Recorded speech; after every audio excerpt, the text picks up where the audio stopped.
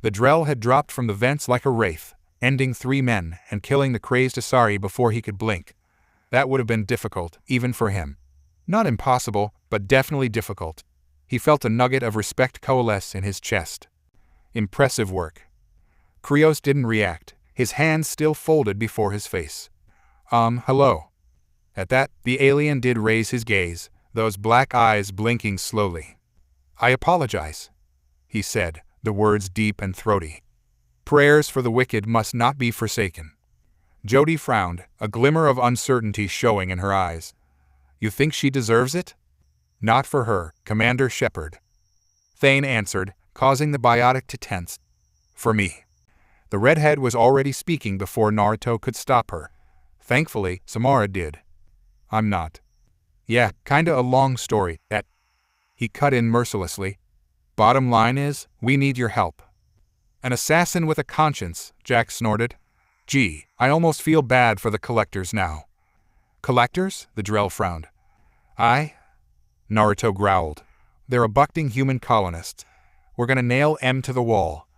Grinning, he extended a hand. Care to join us? Your vessel is impressive.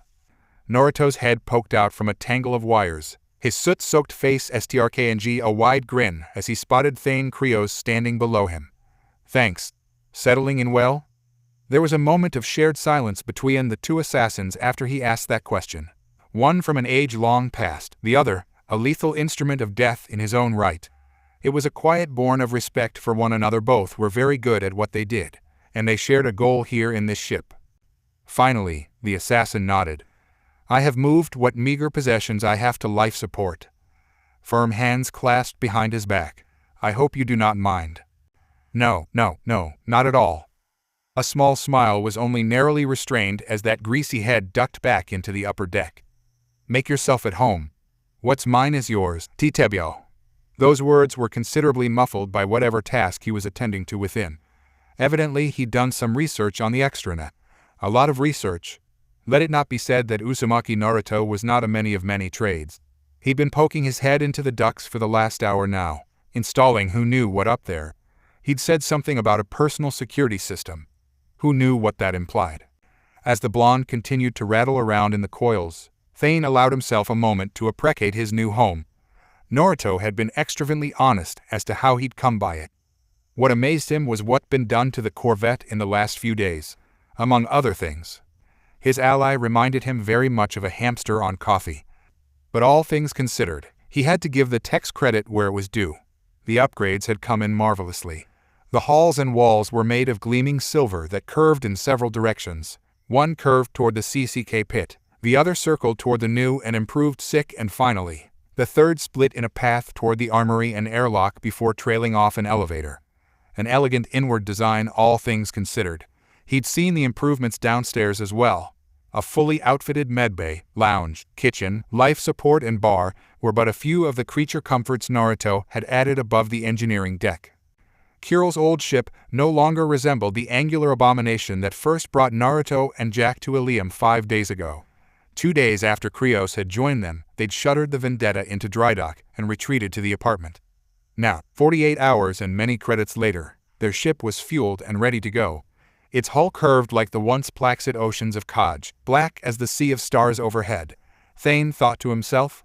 Sleek and deadly. Efficient, yet unique. So much like the crew who called her home. Her name was also fitting. Prometheus.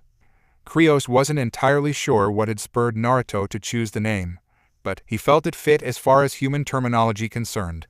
Their Corvette was roughly 3/4 the size of the Normandy SR2 now, but with all the tech they'd packed into it in the last few days, he was certain it could sustain a prolonged firefight with anything short of the Destiny Ascension herself.